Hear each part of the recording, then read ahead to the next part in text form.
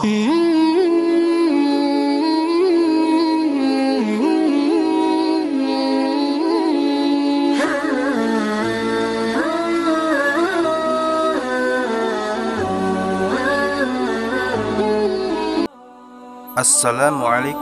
warahmatullahi wabarakatuh.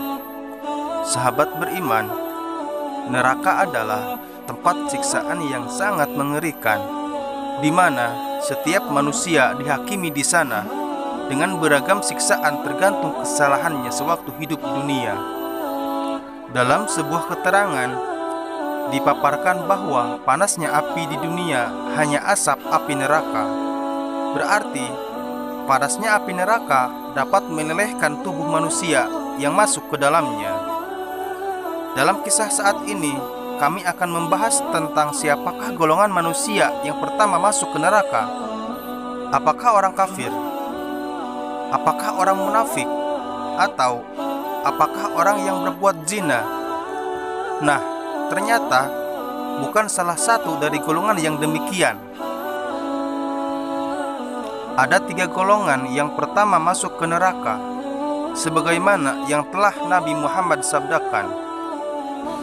Sahabat beriman, sebelum lanjut mengisahkan tentang neraka ini, bantu kami membangun Indra Syahrul Channel dengan cara menekan like dan menekan subscribe, agar kami lebih semangat dalam menyiarkan konten-konten Islam selanjutnya. Terima kasih.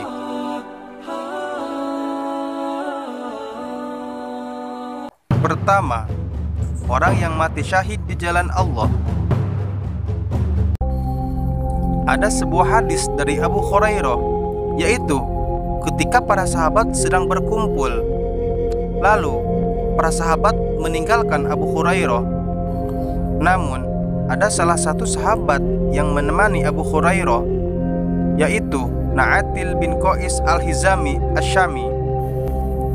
Pada waktu itu Na'atil bin Qais al-Hizami Asy-Syami bertanya kepada Abu Hurairah dengan berkata, "Wahai Syekh Abu Hurairah, ceritakanlah kepadaku suatu hadis yang engkau telah dengar dari Rasulullah Shallallahu Alaihi Wasallam."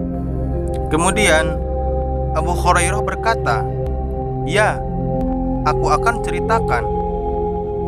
Aku telah mendengar Rasulullah Shallallahu Alaihi Wasallam bersabda, sesungguhnya manusia pertama yang diadili di hari kiamat adalah orang yang mati syahid di jalan Allah.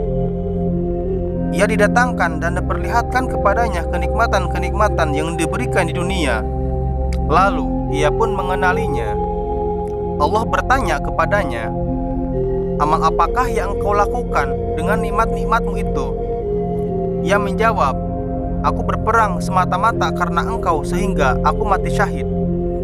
Kemudian Allah berkata, engkau dusta, engkau berperang supaya dikatakan seorang yang gagah berani. Memang demikianlah yang telah dikatakan tentang dirimu. Kemudian diperintahkan malaikat agar menyeret orang itu atas mukanya tertelungkup, lalu dilemparkan ke dalam neraka. 2. Seseorang yang menuntut ilmu kemudian mengajarkannya serta membaca Al-Quran. Selanjutnya Rasulullah Shallallahu Alaihi Wasallam melanjutkan sabdanya, berikutnya orang yang diadili adalah seorang yang menuntut ilmu dan mengajarkannya serta membaca Al-Quran.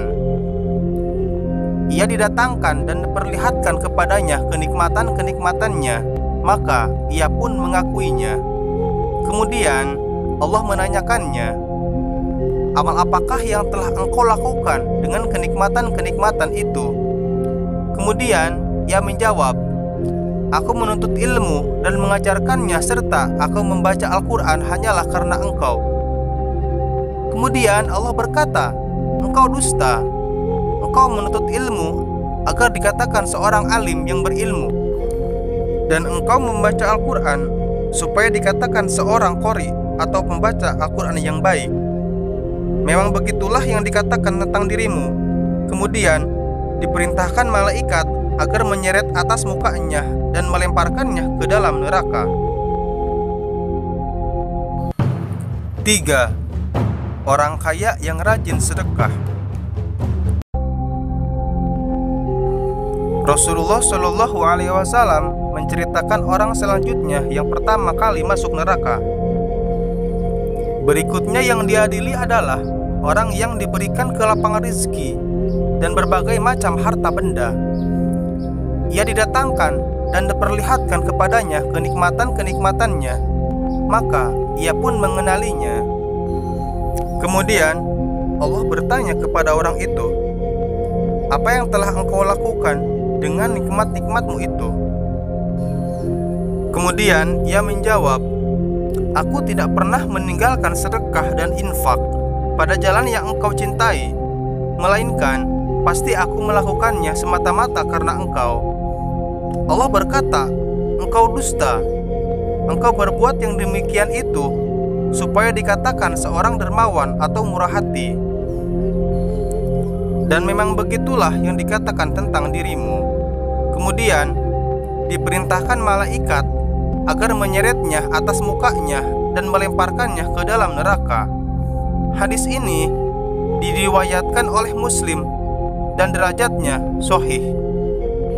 Hadis di atas menjelaskan tentang ditolaknya suatu amal karena dilandasi dengan riya.